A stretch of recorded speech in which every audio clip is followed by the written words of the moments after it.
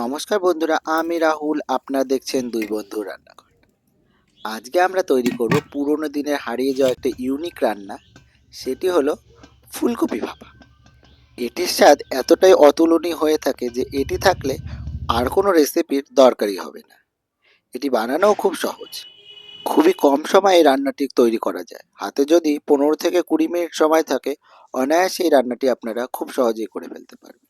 প্রথমে আমরা একটা মিডিয়াম সাইজের ফুলকপিকে ছোট ছোট টুকরো করে কেটে নিয়েছি। দেখতেই পাচ্ছেন, খুব বেশি বড় টুকরো আমরা করিনি।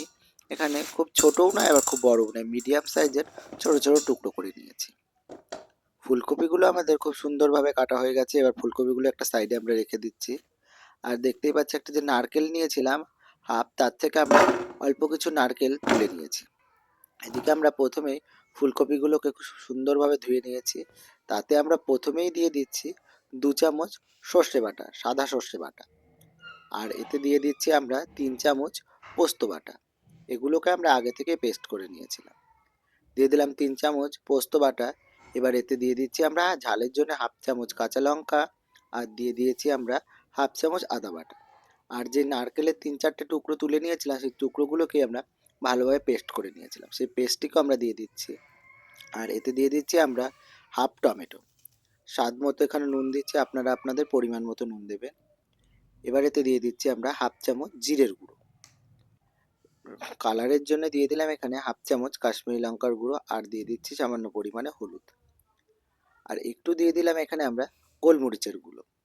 আর গোটা মশলার মধ্যে আমরা দিয়েছি এখানে একটা এলাচ আর কিছু পরিমাণে দারচিনি। এবার এতে আমরা দিয়ে দেব কাঁচা সর্ষের তেল। সর্ষের তেল আমাদের দেওয়া হয়ে গেছে।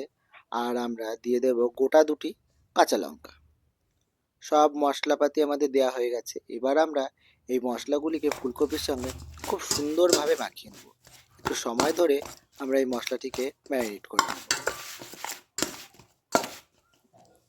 ফুলকপির সঙ্গে আমাদের সব মশলাগুলিকে খুব সুন্দরভাবে মাখানো হয়ে গেছে। এতে এবার আমরা এই পোস্তর বাটিটা ধুয়ে খুবই সামান্য পরিমাণে জল দেবো, খুব বেশি জল দেবো না। সামান্য পরিমাণে জল দিয়ে এই মশলাটিকে আমরা ফুলকপির সঙ্গে ভালোভাবে মিশিয়ে নেব। দেখতেই পাচ্ছেন মশলাটি আমাদের খুব সুন্দরভাবে মাখানো হয়ে গেছে ফুলকপির সঙ্গে। এবার এটিকে আমরা ওই 10 থেকে 15 মিনিটের জন্য রেস্টে রেখে দেবো। এতে ফুলকপির ভেতরে নুন মশলাগুলো খুব সুন্দরভাবে ঢুকে যাবে। এটিকে আমরা 10 মিনিটের জন্য রেস্টে রেখে দিয়েছিলাম। 10 মিনিট পর আমরা ঢাকনা তুলে নিলাম। দেখতেই পাচ্ছেন আমাদের কি সুন্দর হয়েছে ম্যারিনেটটা। এবার আমরা যে পাত্রে ভাপাবো এই ফুলকপিটিকে, তার ভেতরে এই ফুলকপিগুলোকে দিয়ে দেবো। এখানে আমরা টিফিন কাঠি একটা নিয়েছিলাম, তার ভেতরে আমরা এই ফুলকপি আর যে গ্রেভিটি ছিল সবকেই দিয়ে দিলাম। আর এই পাত্রটি ধুয়ে হালকা পরিমাণে একটু জল দিয়ে দিলাম। এবার আমরা এই টিফিন কাঠিটার উপরে কিছুটা দিয়ে দেবো সর্ষের তেল। একদম মিডিল পজিশানে আমরা এখানে দিয়ে দিচ্ছি হালকা পরিমাণে সর্ষের তেল, খুব বেশি না, 1 ঢাকনা মতো। এবার আমরা এটিকে আটকে দিচ্ছি। ওদিকে আমরা উনুনে কড়াই বসিয়ে দিয়েছিলাম, কড়াইয়ে দিয়েছিলাম কিছুটা জল, জলটি আমাদের ফুটে গেছে। এবার সেই কড়াইয়ের ওপরে একটা আমরা বাটি চাপিয়েছি এবং তার উপর ওই টিফিন কারিটা চাপিয়ে দিলাম। খুব বেশি না, ওই 10 থেকে 15 মিনিট মতো ভাপিয়ে নিলেই ফুলকপি ভাপা আমাদের তৈরি হয়ে যাবে। এই সময় আমরা উনুনের আগুনটির তাপ বেশি রাখবো।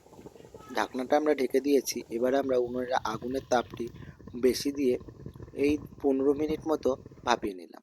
15 মিনিট পর আমরা ঢাকনিটি খুলে নিলাম। ঘড়ি ধরে আমরা 15 মিনিট মতনই ভাপিয়েছি। এবার আমরা টিফিন কারিটি কড়াই থেকে নামিয়ে নেব। কড়াই থেকে আমরা টিফিন কারিটিকে নামিয়ে নিলাম। এবার খুলে দেখব ফুলকপিটা আমাদের সেদ্ধ হয়েছে নাকি। আপনাদের যদি ফুলকপি সেদ্ধ না হয়, আবার ওই ঢাকনাটা আটকে 5 থেকে 10 মিনিট মতো আবার ভাপিয়ে নেবেন। আমাদের ফুলকপি খুব সুন্দরভাবে সেদ্ধ হয়ে গেছে, দেখতেই পাচ্ছেন। চামচ দিলে একদম খুব সুন্দরভাবে গেঁথে যাচ্ছে ফুলকপিতে। ফাইনালি আমাদের ফুলকপি ভাপা রেসিপি তৈরি হয়ে গেছে। এই ফুলকপি ভাপা রেসিপিটি যদি আপনাদের ভালো লাগে, অবশ্যই আমাদের চ্যানেলটিকে সাবস্ক্রাইব করে আমাদের পাশে থাকবেন। আর কমেন্ট করে জানাবেন যে এই ফুলকপি ভাপা রেসিপিটি আপনাদের কার কেমন লাগলো।